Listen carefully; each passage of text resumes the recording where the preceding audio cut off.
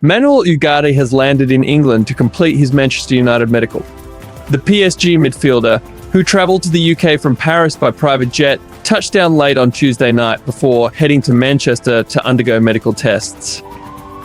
The clubs agreed on a fee on Monday night after Manchester United's Jason Wilcox headed to Paris to finalise negotiations. Wilcox was joined in the French capital by Matt Hargreaves, the club's director of player negotiations.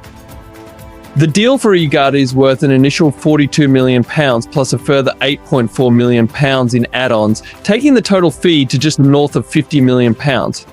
Negotiations with PSG accelerated after United were able to agree a £26 million deal with Napoli over the sale of midfielder Scott McTominay. Meanwhile, United starlet Hannibal Mejbri has joined Burnley in a deal worth up to £9.5 million. McTominay travelled to Italy on Tuesday to finalise his exit from United, while Mejbri underwent part of his medical on Monday night.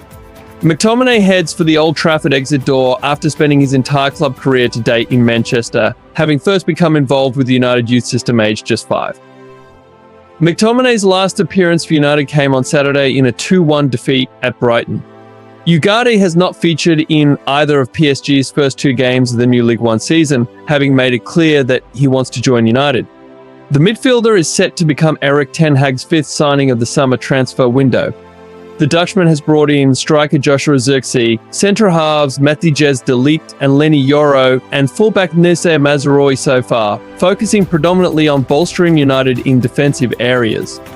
Ugarte, who is expected to protect the back four alongside Kobbie Mainoo in midfield, posted a cryptic message on social media ahead of jetting to England to tease fans about his imminent move to Old Trafford. The Uruguayan kept his post short and sweet, tweeting nothing but the eyes emoji to indicate there was truth behind the rumours linking him to United. Ugarte featured in 37 games for the French heavyweights last season as the club won Ligue 1 and the Coupe de France. Before his move to the Parc des Princes, he had represented Sporting Lisbon 85 times over a 2-year spell, having initially started his Portuguese club career playing for Famalicão. Ugarte has also been capped 22 times at senior international level for Uruguay. Manuel Ugarte will not be the first player to be chewed up and spat out by the Paris Saint-Germain machine. Manchester United's £50 million signing joins a list including Mauro Icardi, Goncalo Guedes, Jace Rodriguez, Julian Draxler and Grozigor's Krychowiak, who arrived at huge cost but never delivered in the French capital. PSG coach Luis Enrique has made his call on Ugarte barely a year after he was signed. How Ugarte reacts to his bruising rejection in Paris will surely determine whether he is able to sink or swim at one of the most demanding clubs in the world. Because if Ugarte thought PSG brought global scrutiny, he has seen nothing yet. With the exception of Real Madrid and Barcelona, no football club on the planet generates as much attention, discussion and debate as United. Ugarte is a dodgy debut, away from being written off as a waste of money by the more zealous members of the United Online community. The good news is that he has the pedigree. A basic rule of modern football is that if Marcelo Bielsa rates you, you're probably a decent player, and Ugarte is a key member of the Uruguay side who thrilled at this summer's Copa America. Life at PSG does not define every player either. For every Icardi or Jay-Z, there is a Christopher Nkunku or Kingsley Coman.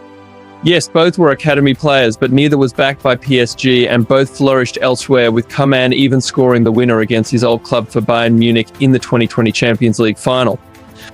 It will not certainly be easy for Ugarte to follow their example. United remain a work in progress, and even though Erik ten Hag was given a new contract in July, the Dutchman will be under pressure again soon enough if results are poor. Here we take a critical look at United's latest big buy. Ugarte is a simple enough player to assess. He's a ball winner, he'll fight like a lion to regain possession, and when he does, he'll usually play a simple pass to the nearest teammate. With Casemiro turning 33 in February, Ugarte could be the perfect heir to the Brazilian and give Kobbie Mainoo more freedom to operate closer to the opponent's goal. This isn't a United panic buy either. The club were very interested in Ugarte a year ago after his outstanding campaign with Portuguese giant Sporting Club, only for the player to choose Paris instead. Back then, the feeling was that Ugarte was reluctant to move to England to be Casemiro's deputy. That shouldn't be a problem now, as Ugarte is surely being signed to be in Ten Hag's first choice 11. So Ugarte should release Mainoo a little and allow Bruno Fernandes to concentrate more on what he does best. Having played for Sporting, Ugarte also understands what it is to face a demanding crowd.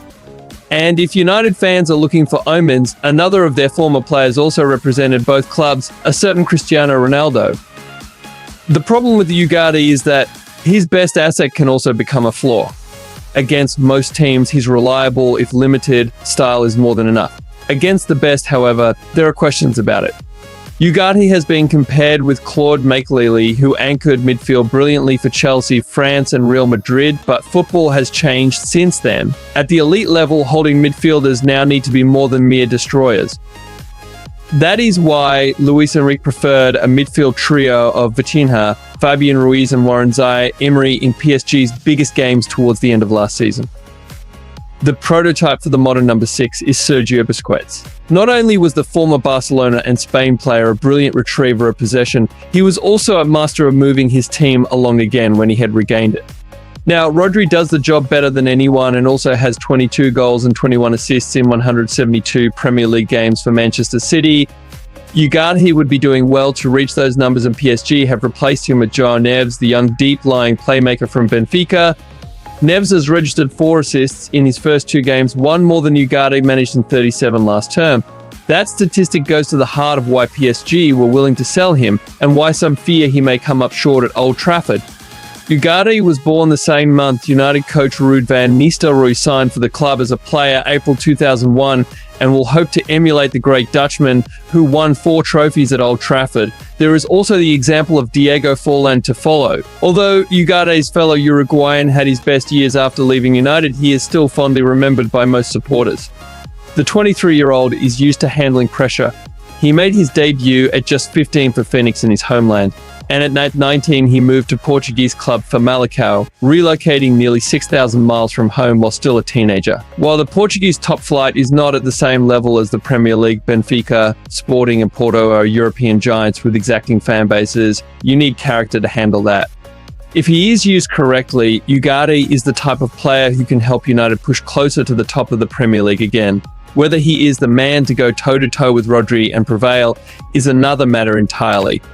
But for now, United have landed a best fix for their midfield struggles. He's here now, and we all wait to see how Ten Hag will use him. Do you think Ugarte should start on Sunday against Liverpool? Share your thoughts in the comments section below.